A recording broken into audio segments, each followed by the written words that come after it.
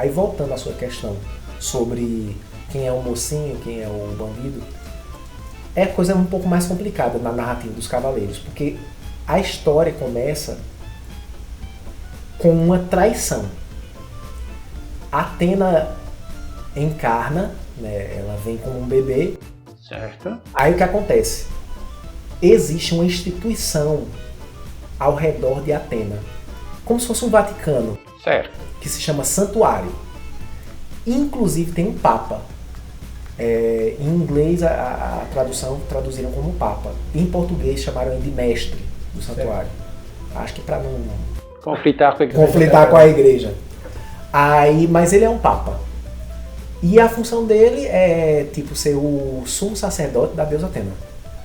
Mas a deusa Atena, quando ela está encarnada, o que acontece? Bebezinho. É um bebê. É um bebê. Ela está frágil, ela não tem proteção, ela tem algum superpoder ou ela tem que ser protegida pelos Aí é cavaleiros? que tá. Ela tem que ser protegida, mas ela tem um poder. Só que esse poder Enquanto ela é bebê, ela tem esse poder? Mas a manifestação dele, ela não tem um controle. Mas existem cenas, por exemplo, dos Cavaleiros do Zodíaco, em que um Cavaleiro de Ouro vê o bebezinho assim e não entende que é ela e diz, não, eu vou... esse bebê pra ele não ficar sozinho. Deixa eu contar a história que eu vou chegar nesse ponto. O começo da história é a encarnação de Atena. E agora é um começo que só vai ser revelado mais pra frente. Entendi. Tô adiantando, dando um spoiler. Sim. Portanto, um alerta de spoiler aí, quem quiser... Pular, não assiste. Não assiste essa Assim, parte, não vai desligar também, não vai se ligar, não vai fazer isso.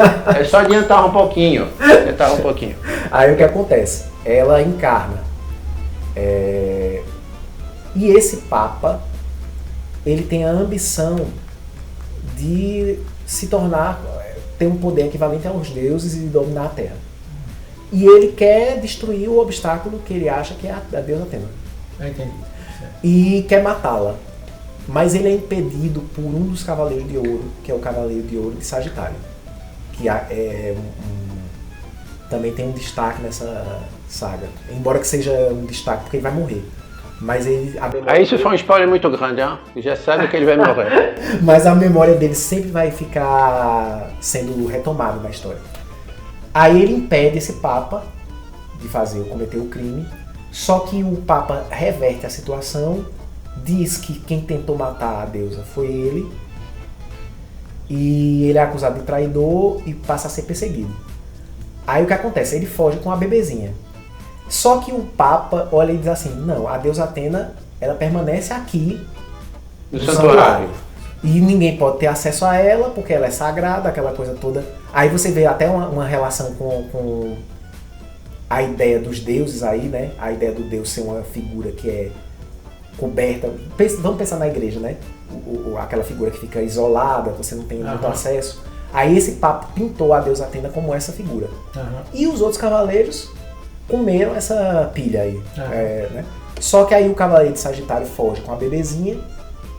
Aí um outro cavaleiro, que é o da constelação de Capricórnio, enfrenta o de Sagitário.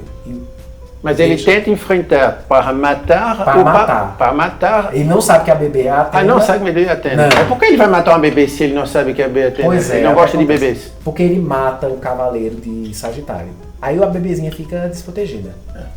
Então, mas eu quero entender por que ele vai matar a bebê. A bebê fez o quê com ele? Ele não vai matar a bebê. Ele vai matar o cavaleiro de Sagitário, que é o traidor. Mas ele sabe que a bebê é Atena. Não sabe. Mas qual é o... Estou tentando entender. Sim. Mas por que ele vai tentar matar? Qual é a traição do Cavaleiro de Sagitário? Porque o Papa... Diz que ele traiu. Diz que ele traiu e que ele tentou matar a deusa. Então a palavra do Papa... certo. É feita aqui o plano. Entendi. Vamos pensar... Agora não, porque agora a coisa é mais tranquila. Mas vamos pensar na Idade Média. Certo. Que se o Papa dissesse que você não prestava e que você tinha que morrer, você ia morrer, né? E é para a ração de Inquisição. Pois é, exatamente. Aí acontece isso a esse Cavaleiro de Sagitário. Isso é uma coisa que é um fato imediato ao outro. Certo. Aí ele vai fugir lá do santuário, esse Cavaleiro de Capricórnio tenta matar ele e tenta e consegue, né? Assim, deixa ele, vamos dizer, à beira da morte. Aí ele, eu não vou deixar, seria um ato de desumanidade eu deixar uma bebezinha dessa sozinha, então eu vou matar ela. Aí pega, que ato de humanidade. É um ato de humanidade, né? Assim, aí ele tenta matá-la, mas ele é impedido. Só que ele só vai perceber isso muito tempo depois. No futuro ele vai perceber que ele foi impedido pela energia daquela criança. Agora, não foi nesse caso uma energia de ataque. Foi uma energia que, como se fosse assim, aguçou o entendimento dele de que ele estaria cometendo uma coisa, fazendo uma coisa errada. Entendi. Aí o poder É como se entrasse no subconsciente dele e manipulasse o subconsciente dele para não fazer aquilo. Exatamente. Entendi. Aí, no caso, a deusa Atena, inclusive durante a história, ela tem muito essa dualidade. Ela vai aflorando o potencial dela de ataque, mas ela tem muito um potencial assim... Persuasivo. Aí tem muito isso. Aí ela precisa dos cavaleiros, mas em muitos momentos ela é que dá a energia para os cavaleiros para eles continuarem lutando, esse tipo de coisa. Aí tem muito essa coisa. Aí é o que eu ia dizer. No começo, os Cavaleiros de Ouro, que são personagens assim de caráter, normalmente tem uma ou outra alma cebosa, mas são pessoas assim que tem aqueles valores da cavalaria, né, de honra, que são valores idealizados, a gente sabe, né? Se a gente for para a história mesmo, os samurais e os cavaleiros medievais, né, pintavam miséria. Mas aí vamos pensar no código de honra. O código de honra existe. Mas ao mesmo tempo que eles têm esse código de honra, eles são antagonistas. Porque eles vão perseguir os cavaleiros de bronze. Porque aí é que está o desenrolar da história. A Atena sobrevive, ela acaba sendo achada por um milionário japonês, aquela bebezinha abandonada, e ele adota essa criança. E depois ela vai crescendo e toma consciência. Sim, faltou o detalhe. O Cavaleiro de Sagitário, às beiras da morte, conta a história para esse milionário. Certo. Então ele já vai criando ela para o destino que ela tem na Terra. E ela, quando está com 13 anos, ela toma consciência. Né, é isso que é uma diferença. Às vezes eu conto como se fosse o desenho animado e o mangá é um pouco diferente. No mangá, a consciência dela já existe quando ela é criança pequena. Mas no desenho animado, essa consciência aflora. Eu acho melhor no desenho animado, acho mais lógico. Assim, é como se fosse assim, tipo, quando a gente vai ficando adolescente, a gente não vai tendo consciência de que está se tornando uma pessoa diferente. Certo. Aí isso eu acho que é mais lógico. Assim, essa transição de ser criança e passar pela puberdade, esse tipo de coisa. Inclusive os personagens, os cavaleiros começam a treinar bem crianças, né? E são treinamentos super árduos e impiedosos, assim, não tem essa porque é criança. Aí eles são crianças, mas sofrem muito. E quando por volta dos 13 anos, os Cavaleiros de Bronze já se tornam cavaleiros. E a Atena também tem essa idade e aflora essa consciência dela. Aí o que acontece? Os Cavaleiros de Bronze, que foram as crianças que viraram Cavaleiros de Bronze, foram financiadas por esse milionário. Então os outros reencarnaram também? Não, é assim, os Cavaleiros, eles são... Existe a ideia da reencarnação, mas não é o foco principal dos cavaleiros. Mas como ele pode, sendo matéria, sendo um ser humano, poder pagar para os cavaleiros de bronze? Não, é assim, deixa eu explicar. Ele mantinha um orfanato. Certo. Então ele financia, porque como é que os cavaleiros se formam? Na Grécia existe o santuário, e o santuário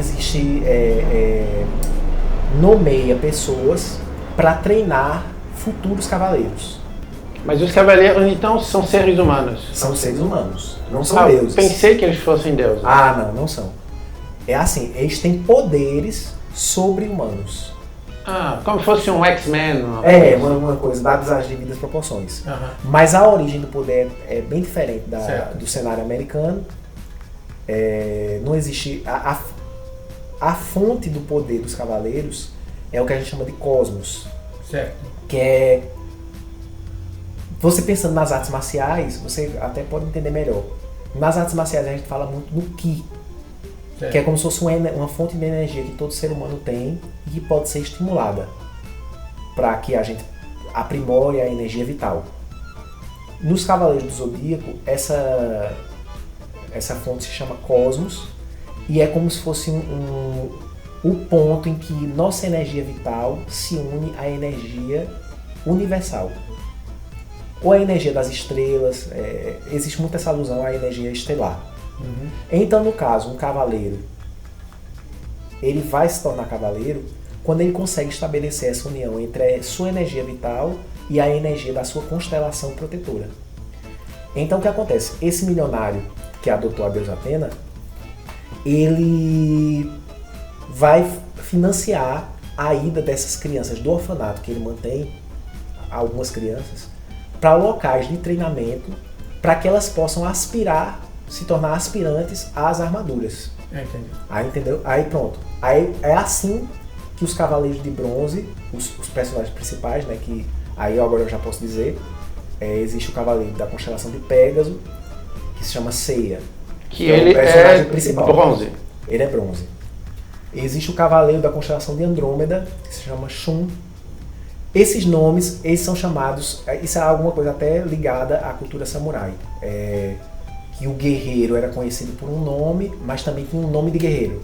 Certo. Então, com os cavaleiros acontece isso. Por exemplo, você chama tanto o cavaleiro, você diz assim, Pégaso, e chama ele pelo nome da constelação, como chama ele Ceia pelo nome de batismo. Certo. Aí tem o Ceia de Pégaso, Shun de Andrômeda, Shiryu de Dragão, Yoga de Cisne e Ikki de Fênix. Esses 5 são os personagens principais do desenho e são os Cavaleiros de Bronze.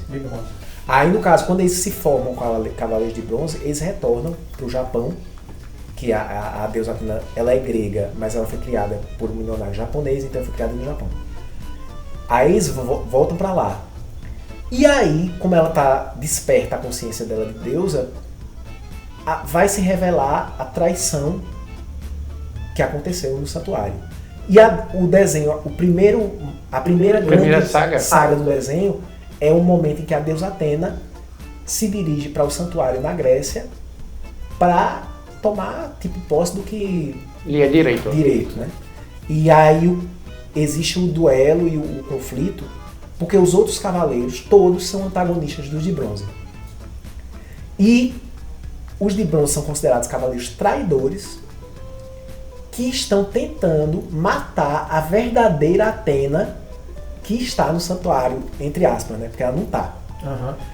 Só que todos os outros cavaleiros não sabem. Ou e... seja, o Papa criou, o mestre criou uma outra menina como se fosse dizendo essa aqui é a verdadeira deusa. Não criou. É uma menina que ele inventou, ele não se deu nem ao trabalho de existir essa outra menina, não. Ah, ninguém viu? Não, ninguém viu. Ela existe, ela é como a roupa do rei, do imperador. Certo. Ela não existe, mas todo mundo acredita que existe porque... Ele está dizendo que está vestida. Exato, pronto. Obrigado, Shun. Agora, vamos.